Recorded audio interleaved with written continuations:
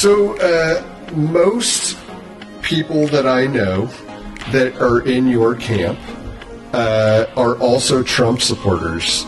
And Trump is he's atrocious on Israel. I would say he's From my pro-Israel. perspective, yeah. Atrocious isn't necessarily the word I would use. As is Biden and Kamala. Like, don't you think it's kind of weird that all the powerful parties, that AIPAC has bought 93 out of 100 of our senators their seats, and 3 of the other 6 are already pro-Zionist? Like, why do they have to do that if Israel's stance is so defensible? Why do they have to buy all these people their seats in order to make sure that everyone is pro-Israel? Why do they have to have a literal child sex trafficking ring that is targeting the President of the United States, Prince Andrew, celebrities all throughout Hollywood and everywhere else? Why do they have to have Jeffrey Epstein sex, blackmail, trafficking kids on behalf of Mossad? I mean, we're jumping to some conclusions here. No, we're not. I think that's like pretty close to like very like the amount of depth of factual evidence. A, that Jeffrey Epstein was Mossad, and B, that he was running a sexual blackmail operation. Like, I've got books and books on that. I could go on that for hours. Straight up to like Monica Lewinsky. You remember Monica Lewinsky? This is a good example of one that surprised a lot of people. Monica Lewinsky was Jewish, right? And so it sounds like, oh my god, a fucking Jewish conspiracy theory, right? Monica Lewinsky, so Bill Clinton was Jeffrey Epstein's, one of his primary targets was Bill Clinton. Jeffrey Epstein visited the White House 17 times during Bill Clinton's presidency. They were very close. He helped set up the Clinton Global Initiative. Clinton was clearly, like, he's been accused directly by Virginia Giuffre, went to the island on the plane.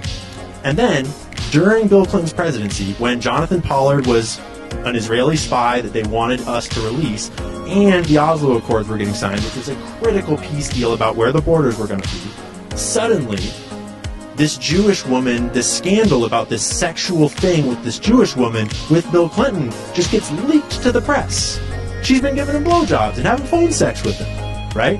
That is the exact kind of thing you would see if a Mossad sexual blackmail operation were to fire a warning shot at him. It's like, yo, we've got all sorts of stuff on you. You got way more than this. And here's one. Boom, Monica Lewinsky. And she just happens to be Jewish. And it's like, that's kind of a coincidence. You can't infer that Monica Lewinsky was part of the Jeffrey Epstein thing just because she's Jewish. It's like, you're right. You cannot.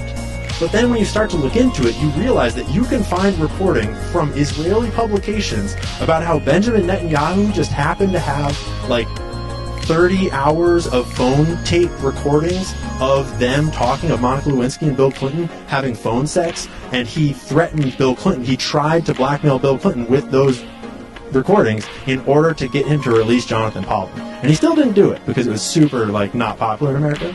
But it's like, that is clearly a Jeffrey Epstein operation, Monica Lewinsky. Like, clearly Mossad and Israel are blackmailing the President of the United States with a child sex trafficking ring. What would be their motive?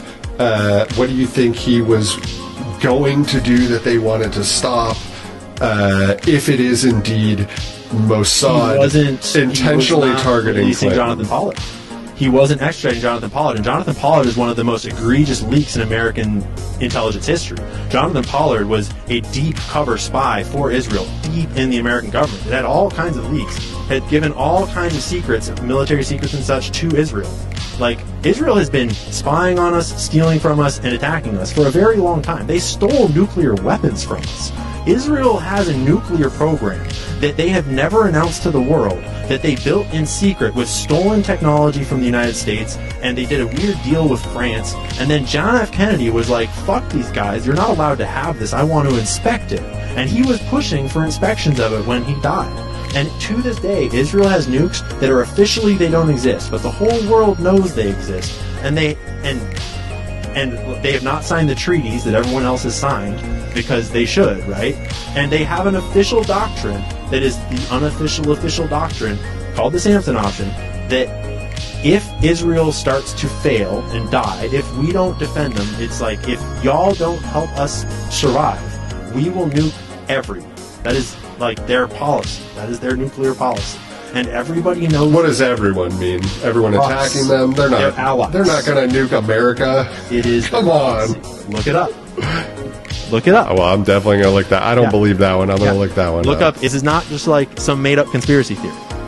John F. Kennedy, the President of the United States, was pushing for inspections of Israel's nuclear facilities, and they set up an entirely fake facility with a fake control room and brought the nuclear inspectors into a fake control room. And JFK famously said, quote, "These motherfuckers lie to me constantly."